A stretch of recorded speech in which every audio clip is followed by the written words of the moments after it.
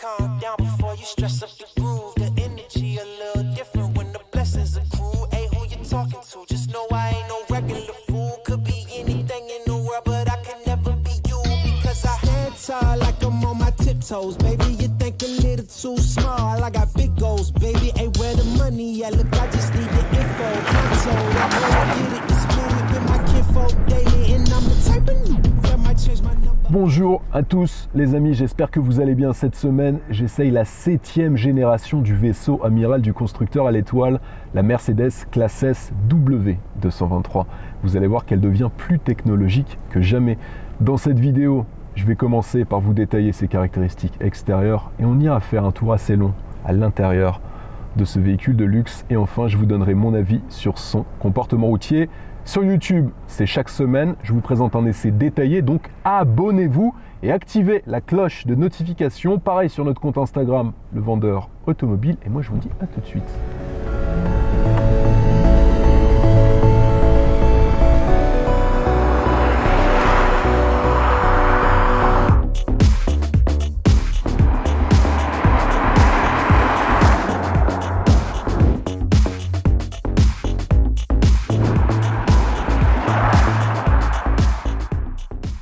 Le mot classe S provient de l'allemand Sonderklasse qui signifie classe spéciale.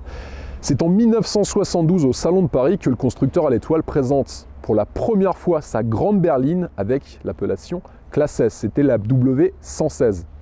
En 1973, elle gagne le titre de voiture de l'année et en 1974, au Salon de Genève, on voit pour la première fois une version rallongée de la classe S avec un empattement agrandi de 10 cm et surtout un moteur de 6,9 litres avec une puissance de 286 chevaux. On est en 1974, je vous le rappelle. Et surtout avec une motorisation inspirée de la compétition, équipée de soupapes au sodium et surtout d'une lubrification par carter sec. En 1978, une avancée énorme en termes de sécurité active, c'est l'arrivée de l'ABS. À cette date, la classe S de première génération, c'est un succès énorme pour le constructeur allemand puisqu'il s'est écoulé pas moins de 478 000 unités de la classe S à travers le monde. En 1979, c'est la deuxième génération de la classe S qui est présentée, la W126.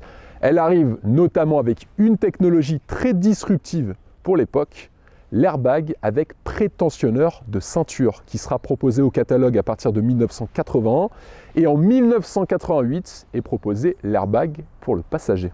En 1991, c'est la W140. En termes de design, je pense que c'est celle qui ressemble le plus à un char d'assaut. Elle était ultra massive pour l'époque. À l'époque, en 1991, les voitures déjà étaient beaucoup plus petites. Quand vous rouliez en W140, vous étiez le king. Il faut savoir que c'était une vitrine technologique, forcément, encore une fois, puisqu'elle proposait le double vitrage, vous aviez l'assistance électrique à la fermeture des portières, ce qu'on appelle maintenant en 2021 le soft close. Et puis il y avait une aide au stationnement avec deux petites antennes qui étaient positionnées sur les ailes arrière et qui pouvaient se déployer sur une hauteur d'environ une dizaine de centimètres, qui vous évitait de toucher les obstacles situés derrière votre voiture. En 1995, c'est la première voiture à proposer de série l'ESP. De 1998 à 2005, c'est la génération W220, plus légère de 200 kg par rapport à la W140, mais surtout avec encore une fois des technologies d'avant-garde pour l'époque, puisqu'elle arrive avec le Distronic, ce régulateur de vitesse intelligent, donc adaptatif si vous préférez, c'est ce qu'on dit aujourd'hui en 2021 sur ce type de régulateur de vitesse, qui utilise pour la première fois la fonction de freinage. Mercedes a déposé pour le développement de la génération W220 pas moins de 333 brevets technologiques, une véritable usine à gaz pour l'époque. De 2005 à 2013, c'est la génération W221 qui est la classe S la plus vendue de l'histoire avec plus d'un demi-million de véhicules vendus à travers le monde. C'est considérable, mais c'est surtout la première classe S qui se part d'une motorisation hybride. En 2013, c'est la génération W222 qui sort 40 ans, quasi jour pour jour, après la première génération de classe S présentée au Salon de Paris en 1973. Elle est toujours en avance sur son temps avec notamment cette fameuse caméra stéréoscopique située tout en haut du pare-brise qui permet d'analyser la chaussée et de contraindre en conséquence les amortisseurs en fonction de l'état de la route. Il y avait aussi le Distronic Plus, donc c'est une évolution du Distronic qui vous permettait d'avoir cette fameuse fonction en embouteillage. Je vous l'avais montré dans l'essai de la BMW M5 Compétition. Donc en gros, vous êtes en embouteillage, la voiture elle freine, elle accélère toute seule. Vous avez juste à laisser vos mains sur le volant. En 60 ans, la limousine, toute génération confondue, la plus prisée des chefs d'État s'est écoulée à plus de 3,5 millions d'unités à travers le monde, laissant loin derrière la concurrence avec les BMW série 7 ou encore les Audi A8. Alors cette génération W223 que je vous présente aujourd'hui, est-elle encore capable d'innover en 2021? On va voir ça dans cet essai. Sur l'extérieur, commençons par la face avant. Pour 700 €, vous pourrez opter pour le pare-brise chauffant. Il y a le Magic Vision Control sur cette nouvelle génération de la classe S. En fait, dans les essuie-glaces, vous avez des conduites d'eau chauffante et intelligente qui pulvérisent le liquide de lave-glace de manière très précise aux endroits exacts où il est nécessaire de le faire. Un très long capot comme toujours sur toutes les classes S. Et puis le viseur Mercedes, ça vous ne le retrouvez pas sur d'autres modèles de la gamme du constructeur à l'étoile. C'est ce qu'on retrouvait sur toutes les Mercedes dans les années 70, 80. C'est vrai qu'aujourd'hui, les gens ont peur d'opter pour l'emblème Mercedes qui trône à l'extrémité du capot. Et pourtant, moi je trouve que ça lui donne une classe à l'ancienne, c'est très beau. Les feux sont beaucoup plus effilés que sur la génération W222. On a les Digital Light qui adaptent les conditions de luminosité de manière optimale en fonction des autres usagers de la route et de l'environnement. Il faut savoir que dans chaque phare, vous avez un module d'éclairage avec 3 LED dont la lumière est réfractée et surtout redirigée par 1,3 million de micro-miroirs. La calandre a été complètement modifiée, elle est plus large, plus haute. Décidément, c'est à la mode sur les grosses berlines, comme chez BMW. On a maintenant des barres horizontales chromées. La seule chose que je n'aime pas sur cette calandre, c'est la présence en son centre des capteurs et caméras, des systèmes d'aide à la conduite, qui altèrent grandement la beauté de celle-ci. C'est bien dommage. On retrouve dans le bouclier beaucoup de lignes ondulées qui adoucissent son design. Ça lui retire ce côté trop imposant, trop massif. Ça, c'est une bonne idée de la part de Mercedes. Comme je vous l'indiquais dans ce capteur à l'avant, et grâce à cette caméra, vous avez accès à beaucoup d'aides à la conduite comme le Distronic, l'assistant d'embouteillage, l'assistant de freinage actif, l'assistant de carrefour, le freinage d'urgence, l'assistant directionnel en cas d'évitement et aussi le Pre-Safe. Sur notre modèle d'essai, on a le bleu métallisé facturé 1 200 € qui lui va très bien, je trouve, avec ses jantes forgées d'une taille de 20 pouces à 10 branches doubles qui sont facturées, écoutez bien, 5 100 €. Elles sont chères, mais qu'est-ce qu'elles sont belles. Sur la ligne de la voiture, je la trouve assez simple et assez fluide, avec une ligne de caisse qui est haute, située à ce niveau-ci, qui s'étend des blocs optiques avant jusqu'au feu arrière. Et puis, on a les portières qui sont légèrement nervurées. Pas de rétroviseur caméra, comme sur les Gemera, l'Audi e-tron ou encore la Sparkle. On a de bonnes vieilles caméras sous les rétroviseurs qui vous permettent d'utiliser ce système de caméra à 360 degrés. Les poignées de porte sont affleurantes et rétractables. Lorsque vous approchez votre main des poignées de porte, elles sortent de la carrosserie. Ce genre de petits détails permettent à la classe S de proposer un CX de navette spatiale avec seulement 0,22 de CX aérodynamique. Pour vous mettre en perspective ce chiffre, une Porsche 911 type 992 Turbo S de dernière génération a un CX de 0,33. Quand j'ai regardé le CX de cette classe S, je suis allé vérifier sur 3 sites internet différents, tellement je ne croyais pas à ce chiffre. Donc il y a eu un véritable travail de la part des ingénieurs du constructeur à l'étoile. Notre modèle d'essai, il est rallongé, vous l'avez peut-être constaté, il y a un empattement qui est plus long puisqu'on est sur une version limousine. Avec l'e-Active Body Control, cette option dont je vous avais parlé dans l'essai du Mercedes GLE, si vous ne l'avez pas vu, cette option permet au 4x4 de se détanker lorsqu'il est bloqué dans le sable en faisant bouger les suspensions de cette manière. Et elle permet aussi à la voiture de virer à plat dans les virages et d'empêcher ce phénomène de roulis. La classe S que je vous présente aujourd'hui, pour l'instant, elle n'est pas proposée avec cette option, mais sachez que ça va être le cas d'ici quelques mois. Grâce à cette option, en cas de choc latéral, la voiture peut se soulever jusqu'à 8 cm pour que le choc soit absorbé par les longerons du véhicule. Pas mal en termes de sécurité active. Également, sachez qu'avec l'Urban Guard c'est une option à 1 400 €. Vous aurez un vitrage acoustique insonorisant anti-effraction. Autre option intéressante, ce sont les roues arrière directrices. Ça, c'est une option à 1 600 € qui vous permet d'accentuer l'angle de braquage de 10 degrés. La voiture, elle mesure presque 5,30 m en longueur et je vous assure que dans les parkings parisiens, elle est aussi facile à manœuvrer qu'une classe A. Et j'exagère à peine. La voiture est un peu plus large, certes, par contre, elle tourne tellement bien qu'au niveau notamment des trottoirs qui peuvent longer vos magnifiques jambes de 20 pouces, je les ai jamais touchés en une semaine d'utilisation, comme quoi la technologie, ça peut servir pour manœuvrer un monstre de 5,30 m. Et un réservoir de 76 litres, je vais y revenir en détail sur la présentation du moteur, sur la consommation que j'ai réalisée.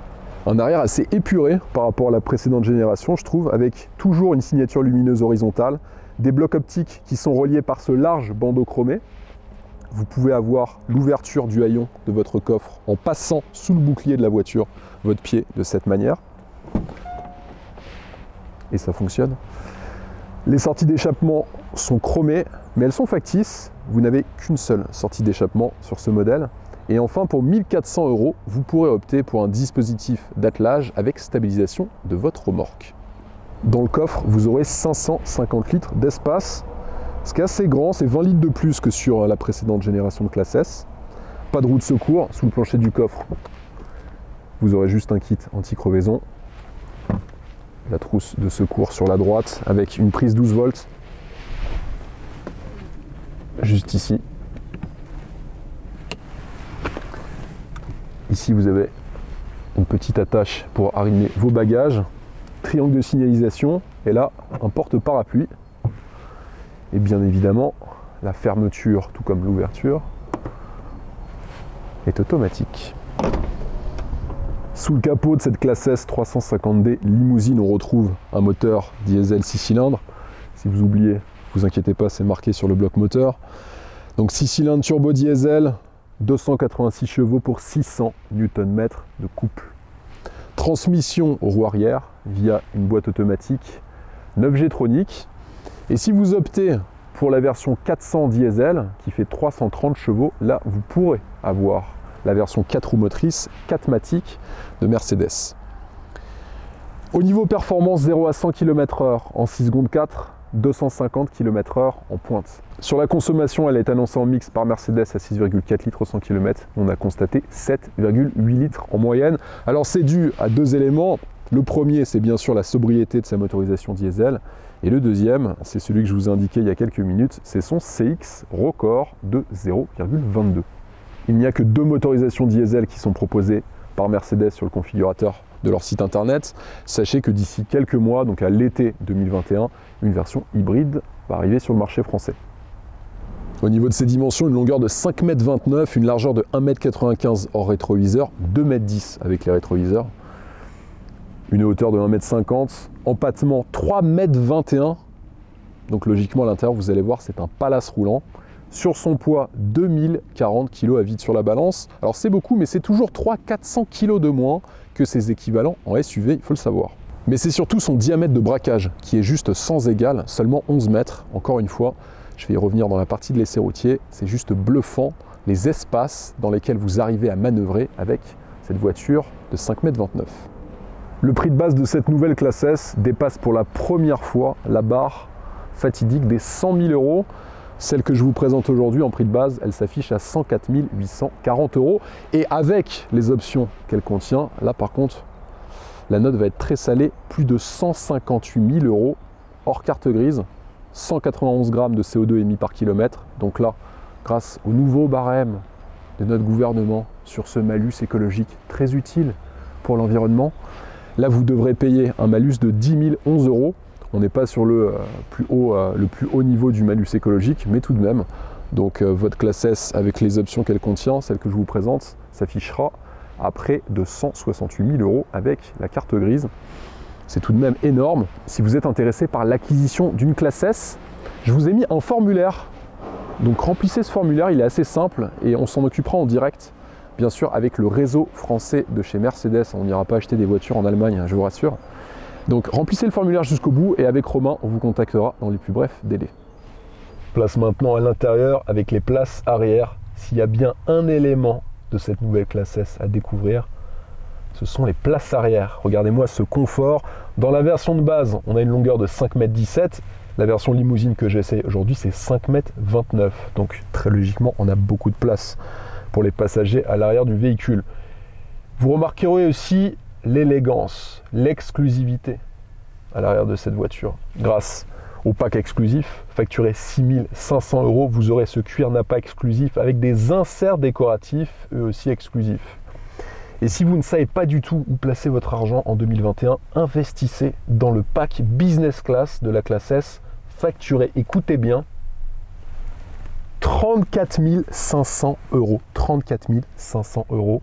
Là, vous aurez accès avec cette configuration à un confort royal, ces écrans de divertissement pour les passagers arrière, ici une tablette de contrôle également présente, des tablettes de travail, bref. Vous n'êtes plus dans une voiture, là on est dans un salon roulant, tout simplement. Une garde-toit de 1 mètre, donc même les plus de 2 mètres pourront facilement se tenir à l'arrière de ce véhicule. Et puis si vous décidez de vous allonger grâce à ce pack Business Class, vous pourrez le faire. On peut s'allonger avec une inclinaison maximum de 43,5 degrés. Regardez un petit peu, donc là j'ai les pieds qui touchent forcément le dossier avant, avec au passage un airbag dans le dossier avec une capacité de 70 litres. Ça, c'est une nouveauté. 43,5 degrés donc d'inclinaison maximum. Et si vous souhaitez avoir une position verticale, vous pourrez relever complètement vos sièges pour avoir une inclinaison de 19 degrés seulement. Sachez que ces sièges, ils sont chauffants, bien sûr, à l'arrière, massants, mais aussi climatisés. Regardez ces petits oreillers jumelés aux appuis-tête.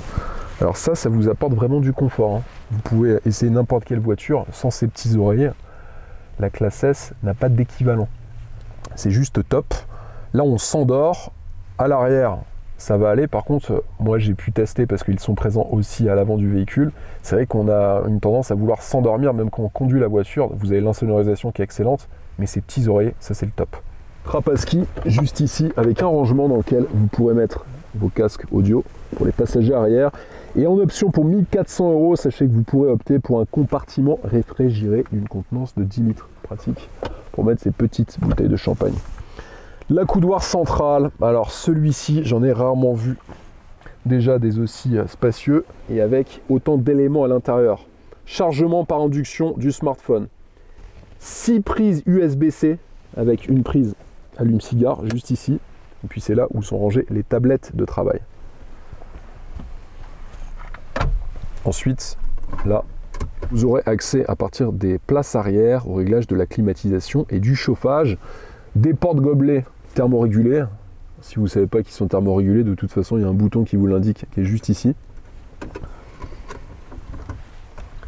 Ensuite, et ça c'est une innovation, l'airbag de ceinture. Si vous ne me croyez pas, bah de toute façon, c'est marqué dessus, le belt bag. Ça c'est une première. Chose que j'aime bien à l'arrière de cette voiture, c'est son puits de lumière grâce à ce double toit panoramique. Et un élément spectaculaire quand on est à l'arrière, c'est l'enceinte du système Burmeister qui trône en plein milieu du ciel de toit anthracite, que j'adore, je vous en parle à chaque fois dans les voitures exclusives. Mais alors sur cette voiture, entre la couleur du cuir, après ça c'est les goûts et les couleurs, il y en a plein. Quand j'essaie des voitures avec ce cuir comme ça qui me disent que le cuir est horrible, perso j'aime bien et je trouve qu'avec ce ciel de toit anthracite en Alcantara, ça, si c'est pas du luxe, je peux rien faire pour vous. Ce que j'adore avec cette nouvelle génération de la classe S, c'est qu'on peut interagir avec son véhicule. Et Mercedes. Oui, s'il vous plaît. Peux-tu ouvrir le store arrière droit? D'accord. Regardez la couleur aussi. Le store pare-soleil arrière droit. La couleur des inserts, juste ici, en fait, elle s'adapte en fonction de toutes les fonctionnalités et des commandes du véhicule. Donc à chaque fois que vous allez par exemple freiner fort, vous allez avoir le store qui se déploie, il y a une couleur spécifique qui va s'animer juste ici. C'est quand même pas mal. Et puis ça vous évite de devoir utiliser l'ensemble de ces boutons assez complexes. Si je regarde la contre-porte, déjà on peut régler ces sièges électriques, on peut verrouiller et déverrouiller le véhicule, on peut déployer avec ces commandes les stores, l'ouverture des fenêtres. On a des contreportes juste splendides, hein, du cuir sur toute la contreporte, des inserts décoratifs et lumineux juste ici, là également. On est dans une voiture ultra exclusive et puis vous pouvez tout de même activer le chauffage, la climatisation et le massage de vos sièges arrière. Et si vous êtes stressé, vous inquiétez pas, votre voiture peut vous aider. Hey Mercedes, Je vous écoute. je suis un peu stressé. Le programme Plaisir d'essence va peut-être vous aider. Je l'active. Donc là, ce qui se passe, c'est qu'on a le massage des sièges, on a des lumières qui s'animent d'une certaine manière. Et puis, on a aussi un système de parfum dans la voiture qui va libérer une odeur agréable qui va véritablement vous apaiser. En tout cas, c'est ce que vend Mercedes. Les contreportes à l'avant sont juste splendides, recouvertes de cuir nappa exclusif marron cienne et noir, matelassées même sur les modèles d'essai. Vous pouvez apercevoir aussi les enceintes du système audio Burmeister, 31 haut-parleurs haut de gamme avec ce système à 4 dimensions avec des haut-parleurs intégrés dans les sièges. Vous pouvez aussi le désactiver hein, ça, si vous n'aimez pas. Alors ça c'est pas mal quand vous regardez un film par contre avec de la musique ou tout simplement de la radio. En fait vous avez un son et des vibrations dans votre siège. C'est assez particulier. Concernant les sièges d'ailleurs, on est sur des sièges multicontours actifs avec des airbags de 70 litres, comme je vous l'indiquais tout à l'heure, qui sont dans chacun des dossiers de siège pour protéger les passagers arrière en cas de choc frontal. 19 moteurs équipent les sièges pour un réglage à la perfection, 8 pour le positionnement, 4 pour le massage, 5 pour la ventilation et 1 qui sert pour le support lombaire et incliner l'écran. Il y a 10 programmes de massage, il faut le savoir, avec vibration, chaleur avec des alvéoles gonflables. On a l'impression d'être dans un salon de massage thaïlandais. Regardez la finition des sièges. Sachez qu'ils sont percés par un micro-outil composé de 16 000 aiguilles. D'où cette finesse et cette exclusivité. Les baguettes de seuil sont éclairées avec le monogramme Mercedes-Benz. Et concernant les tapis de sol, ils contiennent un passepoil en velours. Un volant capacitif qui intègre des capteurs à retour haptique pour utiliser les touches multifonctions de ce dernier. Il est en cuir nappa. Le volant, je le trouve assez beau. Par contre, il est compliqué à utiliser. Et justement, ce retour haptique, je le trouve pas très fin. C'est vrai qu'au début, pour ne serait-ce que augmenter et baisser le volume, on a un petit peu de mal. Et il y a tellement de boutons. Moi, sur les premiers kilomètres, à un moment, j'avais la tête collée pour voir à quelle fonctionnalité correspondait la commande. Ça, c'est un petit peu dommage. On essaye souvent de complexifier alors que les choses les plus simples sont souvent les meilleures. Sachez que vous pouvez l'avoir avec un cerclage bois pour 800 €. Derrière le volant, vous avez une dalle de 12,3 pouces qui est bien intégrée avec un affichage holographique en 3 dimensions et vous pouvez changer l'affichage. Pour changer l'affichage, c'est assez simple, vous appuyez sur la commande maison juste ici, puis là vous aurez accès à différents affichages classiques, exclusifs, sportifs ou épurés. Voilà. Là, je ne sais pas si vous le voyez, mais on a vraiment cette vue en 3 dimensions avec cet affichage holographique. Alors, il permet d'avoir des messages d'avertissement en 3 dimensions, les fonctions des systèmes d'assistance à la conduite qui sont immédiatement visibles avec des effets d'ombre et de profondeur, c'est assez joli. Et vous aurez également affiché la reproduction en 3D des voitures qui vous entourent, comme sur les Tesla d'ailleurs. Ça peut être aussi les camions, les autobus ou les motos qui se trouvent devant votre véhicule. L'affichage tête haute. Alors, l'affichage tête haute, je pense que c'est le meilleur affichage tête haute HUD que j'ai pu utiliser sur toutes les voitures en 2 ans d'essai de véhicules sur notre chaîne YouTube Le Vendeur Automobile. Il est l'équivalent d'un écran de 77 pouces de diagonale. Il est à réalité augmentée. Il flèche la direction à prendre à travers le pare-brise via un panneau virtuel. Ça fait partie du pack Business Class. Sur les commandes, vous pouvez rétrograder, passer vos rapports supérieurs avec vos palettes qui sont juste ici. Et puis le sélecteur de vitesse, comme sur beaucoup de Mercedes, il est sur le commodo de droite. L'assistant intérieur MBUX pour Mercedes-Benz User Experience reconnaît de nombreuses consignes. Il interprète la direction du regard, par exemple si vous montrez les rétroviseurs, les mouvements des mains et le langage corporel des occupants afin de les assister par des fonctions adaptées à la situation. En gros, il y a des caméras laser 3D qui sont intégrées dans le ciel de pavillon de la voiture. La planche de bord est très futuriste et épurée. Beaucoup moins de boutons physiques que sur l'ancienne génération, environ 27 de moins selon Mercedes. Elle est recouverte de cuir, on a des finitions en bois sur notre modèle d'essai. La partie haute est recouverte de cuir avec les buses d'aération centrale relativement fines. Regardez, ça c'est assez joli je trouve.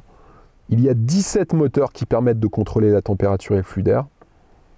Et juste en dessous de la partie haute, vous retrouvez l'éclairage d'ambiance actif qui est composé d'environ 250 LED.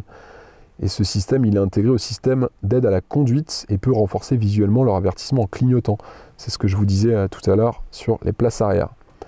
La partie centrale, elle est en ronce de noyer marron brillant. Ça, c'est une option à 500 € et elle est inclinée avec de part et d'autre 2 buses d'aération.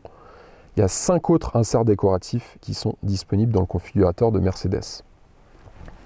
L'écran, tout comme chez Tesla, est au centre, positionné dans le sens vertical. On a juste ici le bouton pour mettre le contact de votre voiture et désactiver le Start and Stop. Le système d'infodivertissement est très ergonomique, facile à utiliser, mais il y a énormément de fonctionnalités. Si je compare à une Tesla Model S, par exemple, dans laquelle il est très facile d'apprivoiser, de connaître son système d'infodivertissement par cœur, là, sur une Mercedes classe S, ça vous prendra un tout petit peu plus de temps. Bon, en tout cas, bien sûr, tout l'aspect cinématique est super bien fait et l'écran est super réactif. Vous pouvez juste tout régler hein. Dans la voiture. Je ne vais pas rentrer dans le détail parce qu'il faudrait que je vous fasse une vidéo d'environ 5 heures. Mais voilà déjà les principales fonctions. Donc les infos, réglages, confort, store, les applications, vos médias, la radio, le téléphone et la navigation. Le bouton Dynamic Select, maintenant il a disparu, enfin la molette a disparu. Maintenant vous avez directement accès à vos modes de conduite avec cette commande. Il faut mettre le contact, je vais le faire pour vous montrer. Voilà. Donc là vous aurez accès aux différents modes de conduite, individual, sport plus, sport, confort et éco. Sur cet écran tactile OLED de 12,8 pouces, vous aurez accès à toutes les fonctionnalités de la voiture en appuyant sur cette commande. Donc il y a tellement de fonctions que c'est une bonne idée de la part de Mercedes d'avoir mis un bouton d'accès rapide. Et pour augmenter, baisser le volume de votre système audio ou même le couper de manière instantanée, c'est avec cette commande.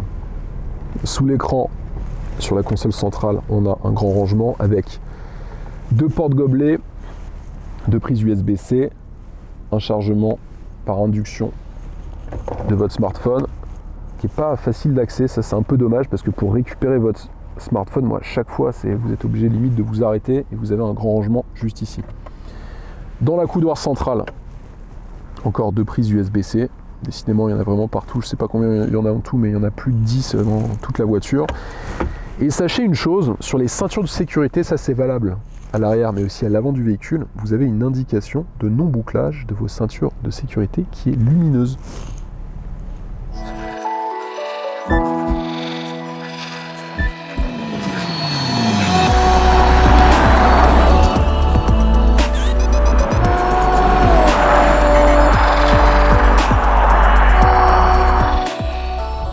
Place maintenant à l'essai routier. Le premier équipement dont je souhaite vous parler, c'est la boîte de vitesse 9G Tronic. C'est la même technologie que sur la précédente génération, sauf qu'elle a été encore améliorée par Mercedes. Grâce notamment à l'amélioration du convertisseur, qui est beaucoup plus efficient, et des rapports de boîte qui sont plus espacés. Il faut savoir que cette boîte de vitesse 9G Tronic, elle peut encaisser jusqu'à 1000 Nm de couple. Je vous rappelle, ce moteur 350 diesel, lui développe 600 Nm de couple, la 400 diesel 700 Nm de couple, et je pense que les versions AMG qui devraient arriver dans les prochains mois seront en dessous des 1000 Nm. Donc cette boîte de vitesse, elle est utilisable tout simplement sur toutes les versions du vaisseau amiral de Mercedes. C'est vrai, elle est ultra confortable et elle va bien. Je trouve qu'elle correspond parfaitement à la philosophie de cette voiture. Dans une berline de luxe, on veut de la douceur, de la volupté, du confort. Et c'est ce qu'elle apporte. Alors là, en plus de ça, on est sur une motorisation qui ne vous incite pas à rouler fort. C'est un 350 diesel qui développe 286 chevaux sur une voiture qui pèse 2 tonnes à vide. Donc avec des passagers, on va être à 2 tonnes 2, 2 tonnes 3 et quelques bagages. Donc c'est vrai, ce qu'on recherche, ce sont de bonnes relances, du couple. Et c'est comme ça qu'on appréciera au mieux la Mercedes classe S. Et je dois vous avouer que cette boîte de vitesse fait super bien le boulot. Deuxième équipement que je voulais vous détailler, ce sont les roues arrière directrice. Alors sachez que c'est une option, que ce soit sur les versions standard ou les versions limousine comme celle que j'essaye aujourd'hui. Et Mercedes propose 2 variantes d'angle de braquage. Donc en fonction de la taille de vos jantes, vous allez avoir un angle de braquage de 4,5 ou de 10 degrés sur les roues arrière. Le principe de système, il est assez simple. Vous avez sur l'essieu arrière un moteur électrique qui va ajuster l'angle de braquage des roues arrière en fonction du braquage du volant de votre voiture. Sachez également une chose, c'est qu'en dessous de 60 km/h, les roues arrière vont braquer dans le sens inverse des roues avant, et au-dessus de 60 km/h, elles vont braquer dans le même sens que les roues avant. Il y a beaucoup d'options sur ce genre de véhicule qui peuvent être inutiles à l'usage, et là c'est pas du tout le cas. Quand vous conduisez une voiture de 5,29 m dans des parkings, des espaces étroits, des centres-villes, sans cette option, je vous assure que c'est compliqué de manœuvrer une voiture de cette taille. Je vous mets quelques inserts pour que vous puissiez vous rendre compte de l'efficacité de cette option. On arrive à mieux braquer que des citadines, clairement. Alors cette option, surtout si vous optez pour la version limousine, je m'adresse notamment à ceux qui veulent utiliser leur voiture avec un chauffeur, les roues arrière directrices, c'est juste indispensable. On a un système de conduite autonome de niveau 2 sur cette dernière génération de la classe S. Et Mercedes espère bien pouvoir proposer le niveau 3 d'ici quelques mois ou quelques années. Il faudra encore faire pas mal de tests. Je vous en avais parlé en détail dans l'essai de la dernière Tesla Model 3. Il y a 5 niveaux de conduite autonome.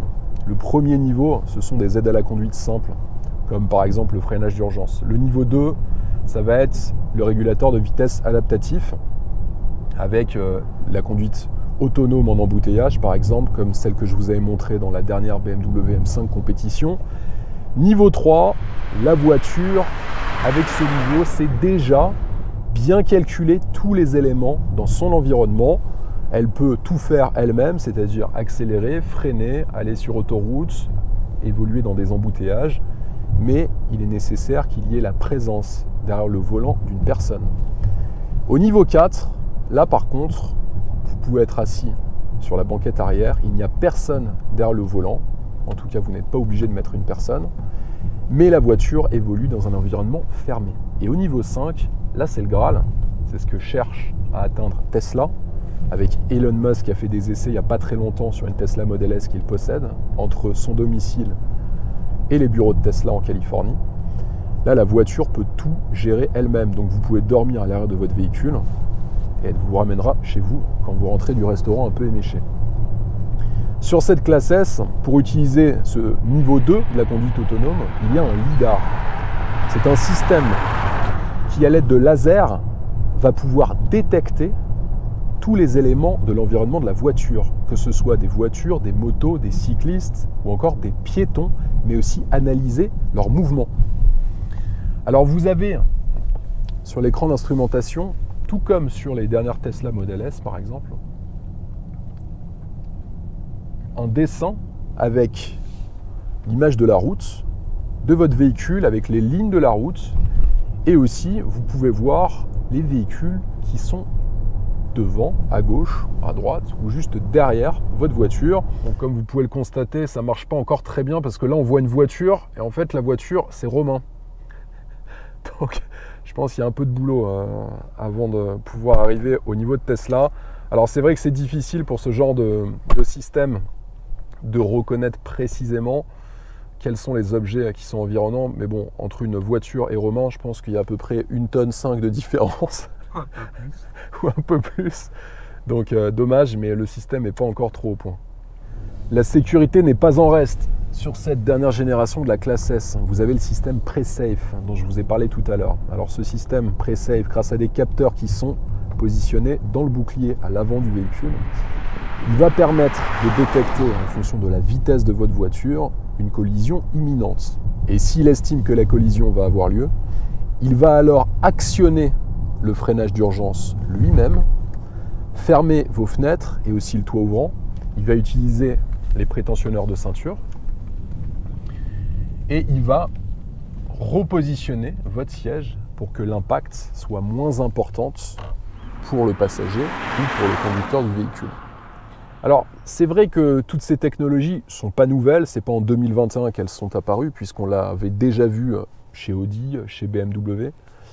Mais dans une voiture qui pèse 2 tonnes, dans une voiture qui frôle les 300 chevaux, ce genre de système de sécurité, c'est juste indispensable en 2021. Une des plus grandes qualités de cette classe S, c'est sa suspension pneumatique. La suspension pneumatique, elle permet de remplacer les ressorts par des coussins d'air. Ces coussins d'air, ils sont alimentés par un compresseur qui va envoyer du gaz pour permettre de relever la hauteur de caisse. Alors, c'est pas juste un gadget pour remonter votre voiture de quelques centimètres, ça sert vraiment et ça bénéficie surtout au confort. On a l'impression, je vous assure, pourtant j'en essaye des voitures confortables, des gros SUV, des Rolls Cullinan, des Range Rover SVR, des Porsche Cayenne Coupé, qui sont censées être les voitures les plus confortables. Je vous assure que cette classe S, elle les surpasse. On a l'impression d'être sur un tapis volant. Même sans cette fameuse suspension e-Active Body Control, dont je vous ai parlé tout à l'heure, qui est censée être le Graal, mais sans avoir ça, une bonne suspension pneumatique, ça fait très bien le travail. Si je prends l'exemple des Volvo XC90 ou les XC60 qui sont d'office proposés avec des suspensions pneumatiques, ils sont très réputés pour leur confort. Après, il n'y a pas de secret, vous mettez une suspension pneumatique sur une voiture, il y a de fortes chances qu'elle soit très confortable. Et sur cette classe S, moi, c'est ce qui m'a plu. Alors, la contrepartie, c'est que moi, en passager dans cette voiture, j'ai une tendance à m'endormir en quelques minutes. Donc, si vous avez des enfants, achetez une classe S. Je pense qu'en quelques minutes, entre les écrans à l'arrière et la suspension pneumatique, ils tiendront pas plus de 30 minutes, je pense. Et lorsqu'on conduit la classe S, on est apaisé à son volant. On n'a pas besoin de rouler vite, on n'a pas besoin de choisir les modes sport plus du Dynamic Select ou les modes sport du Dynamic Select. On se met en confort et on se laisse aller avec des musiques douces. On prend du plaisir juste à cruiser.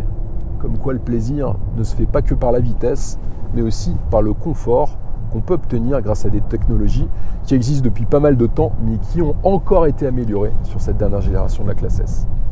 La partie que vous préférez sur l'essai routier, c'est bien sûr le 0 à 100 km/h qu'on va tester. Il est annoncé par Mercedes à 6,4 secondes sur ce 350 diesel en version limousine. Alors bien sûr, pour obtenir la substantifique moelle de ce 6 cylindres turbo diesel de 286 chevaux, il faut se positionner avec le Dynamic Select en Sport Plus. Et là, on va accélérer à fond. Est-ce que vous êtes prêts? Allez, c'est parti!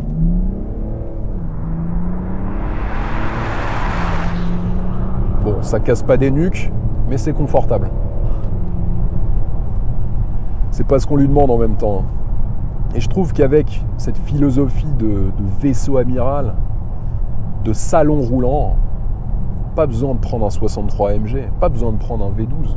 De toute façon, le V12, il sera plus proposé. Comme ça, vous n'aurez pas trop le choix. Mais en tout cas, les versions AMG devraient arriver d'ici quelques mois. C'est vrai qu'avec 2 tonnes à vide, une carrosserie avec un empattement extrêmement important, est-ce qu'on cherche vraiment la performance à tout prix? La réponse est non. Un moteur bien coupleux avec 600 Nm de couple grâce à ce turbo diesel, je pense que c'est amplement suffisant. Personnellement, moi j'opterais peut-être pour la version 400 diesel qui apporte 100 Nm supplémentaires avec ses 700 Nm de couple et aussi 330 chevaux de puissance. Là, vous passez en dessous des 6 secondes de 0 à 100 km/h avec des relances qui sont un tout petit peu plus vigoureuses. Cette classe S, pour résumer la partie de l'essai routier, ultra technologique, sécurisante, facile à manœuvrer en ville grâce aux roues arrière directrices. Une consommation assez faible, il faut le noter, on est en dessous du 1000 litres au 100 km. Pour une grande berline, c'est pas grand chose. Mais surtout, moi ce qui m'a marqué après plusieurs centaines de kilomètres à son volant, c'est son confort inégalé grâce entre autres aux suspensions pneumatiques. Autre élément qui participe au confort, ce sont les sièges qui, avec un système électrique qui va gonfler les flancs de votre siège, va vous permettre d'être extrêmement bien maintenu. Donc là, je ne peux pas vous le montrer à l'image, mais je vous donne mon ressenti. Là, je prends un virage gauche et j'ai le flanc droit de mon siège qui vient de se gonfler pour remettre mon corps au milieu du siège. Et ça aussi, lorsque vous haussez le rythme, ou même lorsqu'il y a un virage qui est un tout petit peu trop violent, votre corps, il est juste au centre et vous n'êtes pas ballotté de droite à gauche. Ça aussi, ça fait partie des petites choses qui font la différence. Je pense qu'il y en a beaucoup d'entre vous qui vont me dire mais quel est l'intérêt d'acheter une berline de luxe en 2021? Et vous n'avez pas tort. C'est plus un type de carrosserie qu'à la cote, comme c'était le cas dans les années 90 et 2000, parce que ces dernières années, la catégorie de voitures qui marche très fort et qui rassemble énormément de clients, c'est bien évidemment la catégorie des SUV. Mais pour autant, comme je vous le disais il y a quelques minutes, bien que les SUV soient très confortables, lorsqu'on veut beaucoup rouler, enchaîner les kilomètres dans un véritable tapis volant, il n'y a pas beaucoup de modèles qui peuvent vous le proposer. Et Mercedes a accumulé une telle expérience dans le domaine que si vous souhaitez vous faire plaisir et rouler dans le véhicule le plus confortable qui soit, il n'y a pas beaucoup de choix sur le marché. Et cette classe S pourra largement vous contenter.